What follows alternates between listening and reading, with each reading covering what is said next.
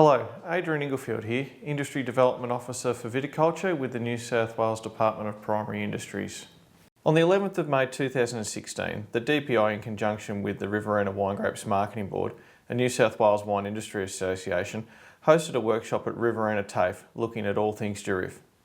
Speakers on the day presented case studies looking at viticultural and winemaking considerations and experiences with the Durif variety.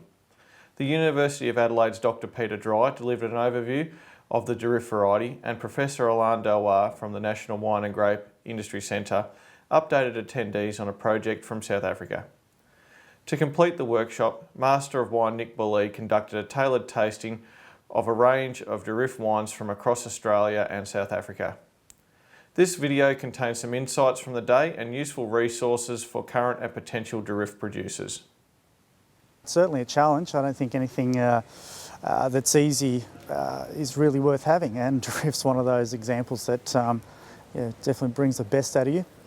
Damn good drink, really enjoy a good Durif. Challenges would be tight bunched variety, ripening. You obviously need to get it to full ripeness to achieve tannin ripeness, which is in turn picked up in the wine and obviously made to drink early. In Rutherglen, one of the great things about Durif is its amazing ability to produce colour and tannin, and if you get those right, it'll produce an amazing wine.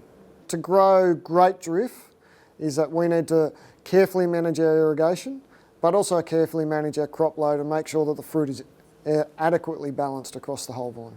Durif I think of as one of the fullest bodied red wines. I like generous dark fruits, blackberry, black plum, nicely ripe without getting into the jammy spectrum and without showing any green characters, nice full-bodied palate with good flesh, firm tannins, but the tannins must be in balance with the other constituents of the wine. And good length of flavour, as you'd expect in any wine. The really good Durif, I think, needs to be able to develop in bottle if people want more complexity, getting nice sort of cedar, earth and leather characters, as well as developing from those dark fruits, and will always be quite a full-bodied, firm wine, but obviously with the tannin softening with age. In broad terms, I still look for dark fruits and full body and so on. In the Riverina, which is a bit of a contrast with Rutherglen, you're actually spanning quite a wide range of price points. And also, having heard from several producers here, you're clearly doing more work in the vineyard, getting vines in better balance, lowering yields, but still getting the same profitability out of the vineyard. So we've seen some wines today which are relatively accessible. The tannins are a little softer than some of the bigger wines, which makes the wines attractive now, but we saw clearly that some of those wines have ability to age.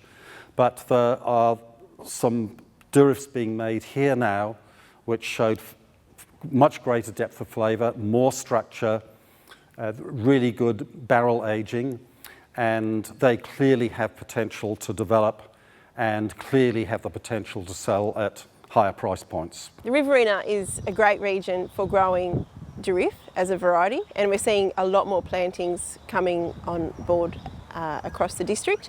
So it's great to see the New South Wales DPI pull together this workshop here in the Riverina for our local growers to learn and understand the variety better and be able to apply that new knowledge. The New South Wales DPI would like to thank the participants and presenters on the day that made the Durif workshop a success, including the Riverina Wine Grapes Marketing Board and New South Wales Wine Industry Association.